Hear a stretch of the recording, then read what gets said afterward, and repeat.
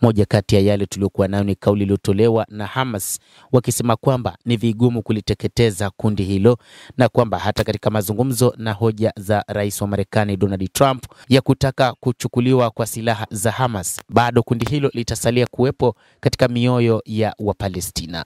Mbali na mateka, Hamas wana turufu nyingine ambapo vyombo vya habari vya Israel vimejaribu kuonyesha suala la mateka kama kitu pekee cha mashinikizo ilicho nacho Hamas. Wachambuzi wa mambo huko Jordan wameonya kwamba Hamas inaweza kuvuruga mlingano huo wakati wowote kwa kutumia turufu nyingine kadhaa tofauti za kimkakati.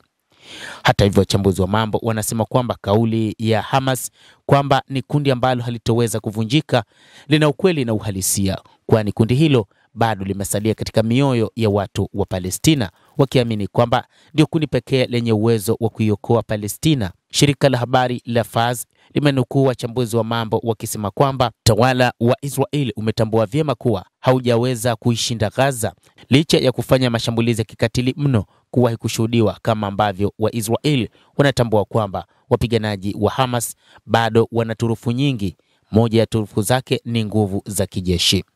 Kundi hilo limekuwa na nguvu kubwa ya kijeshi licha ya kufanya mashambulizi makubwa mnamo Oktoba 7 mwaka 2023. Silaha na wapiganaji wa Hamas wameendelea kubakia mikononi mwa wanamgambo hao wa Kipalestina licha ya kuzingirwa kila upande na kulipuliwa maeneo ya Gaza usiku na mchana, lakini silaha za Hamas na wapiganaji wake zimewanyima usingizi wa Israel na wa Marekani ambao wanaunga mkono IDF. Turufu nyingine ya Hamas ambayo itaweza kuhakikisha kundi hilo litakuwepo wakati wote ni uungaji mkono wa kimataifa. Kila maandamano katika miji mikuu na kila kauli mbiu za utawala wa Israel ni kibao cha uso kwa serikali ya Israel. Kwa kweli Israel ndio iliyotengwa na ndio iliyolaniwa kote ulimwenguni na sio Hamas. Kwa mujibu wa wachambuzi wa mambo, wanadai kwamba turufu ya tatu ya Hamas ambayo itawaweka na itaendelea kufanya kundi hilo kuendelea kuwepo mbali na mateka ni jinsi kambi za wapiganaji zilizoshikamana katika eneo hilo, ambapo kambi hizo imara ambazo ndio mzizi wake zimetokea Teheran hadi Sanaa, lakini pia na hadi maeneo mengi katika eneo la Mashariki ya Kati. Kwa hivyo sio rahisi kuvunjika kwa kundi hilo. Kambi hiyo haitoi vitisho vya maeneo bali vitendo ndio sifa yake, na hilo ni pigo kwa utawala wa Israel na wafuasi wake.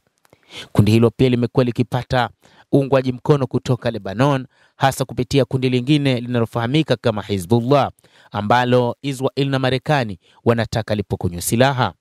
Baadhi ya watu walidhani makundi haya yapo katika umoja, lakini pia ukiachana na Hamas ndani ya Palestina ama katika eneo la ukanda wa Gaza, yapo makundi mengine madogo ambayo yanaendeleza mapambano dhidi ya Israel.